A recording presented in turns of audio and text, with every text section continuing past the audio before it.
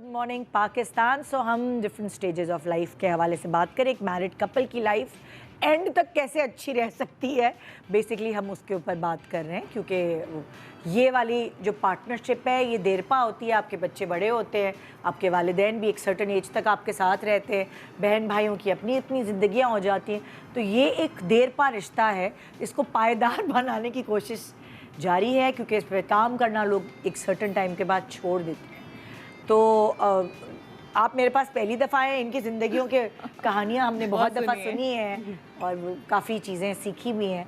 सो आपकी first wife की death हो गई थी और फिर आपने सेकंड मैरिज की, तो उसके हवाले से आप बताएं। आपके एक्सपीरियंसेस, दो अलग अलग एक्सपीरियंसेस। हाँ बिल्कुल ऐसा ही है। My first marriage life lasted for 37 years,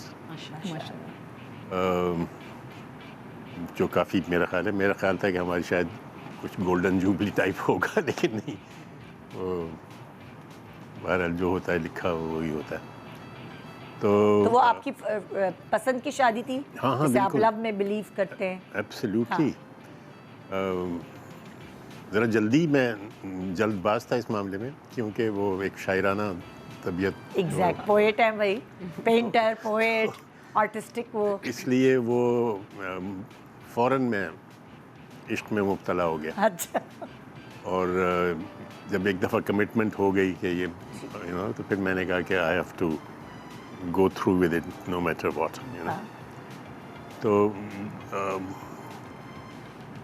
बड़ा अच्छा एक्सपीरियंस था। मतलब इन द सेंस के शुरू में तो ऑफ कोर्स एक लव का अपना एक मोहब्बत का एक अपना एक वो होता है और सहर होता है, बिल्कुल उसमें आप रहते हैं। और कुछ मुखालफत भी थी वो हमारी शादी के इस लिहाज से कि we belong to two different types of families. Okay. थोड़ा सा वो फेथ का भी थोड़ा सा फ़र्क था, सो कॉल्ड शिया सुन्नी का। अच्छा। फिर पंजाबी और उर्दू स्पीकिंग का था फ़र्क। फिर वो कोई मुश्किल चूज किया आपने। सैयद और राजपूत का फ़र्क था। ओए होए, अच्छा। और फिर ये कि वो उसके वालिद जो हैं वो कोई पसंद कर चुके थे उसके लिए। ओके। और वो तकरीबन उनके साथ उनके हाँ वगैरह हो चुकी थी। ओके। तो वो बिल्कुल इस मूड में नहीं थे कि ये बदले, क्योंकि उनका ख्याल था कि मैंने एक सही सिलेक्शन कर ली है और ये अभी ना इसका कोई करियर है ख़ास। Although I was teaching in the university but I was very young. मैंने गॉट मैरिड, मेरी 24 साल का था मैं। ओहो, ओके। तो वो ज़रा अर्ली है एक लड़के के लिए शायद जी। मेरे घर वाले ज़रा ज़्यादा लिबरल थे, तो उन्हें कोई एतराज़ नहीं था। लेकिन वो भी थोड़ा देख रहे होते थे खामोशी से कि भाई क्या है ये, मतलब अभी बहुत अर्ली है शायद, you know. But they never said it. उन्होंने कहा जैसा तुम चाहो वैसा तुम कर लो। तो वो काफ़ी मुखालफत के बाद वो शादी हुई। अच्छा। और ज़्यादा वक्त हमें इसलिए नहीं मिला कि वो अकेली थी अपने वालिद मतलब अपनी फैमिली में। अच्छा। He was the only daughter. Okay. और ना भाई था ना कोई और तो उसको ये था कि बच्चे होने चाहिए, you know. All her life she felt that loneliness, okay. कि मैं अकेली हूँ। बहुत जल्द हमने इसमें किया कि कितने बिल्कुल बच्चे आपके माशाल्लाह? 4 बच्चे हुए हमारे। अच्छा। तो लेकिन शुरू के ये हुआ कि इंसिडेंटली वो एक अजीब वाक़या हुआ कि शादी से पहले उसने मुझे कॉल किया। जॉब करनी थी उसने, तो वो उसके लिए कुछ हेल्थ का टेस्ट करते हैं ना, बुनियादी एक टेस्ट होता है आपका, थैलेसीमिया का आई गेस। नहीं तो वो मतलब एक जनरल चेकअप होता है आपका, मेडिकल टेस्ट होता है। अच्छा। गवर्नमेंट जॉब थी इस वक्त। तो उसने मुझे फ़ोन किया रोते हुए कि आई एम डायबिटिक। अच्छा अच्छा।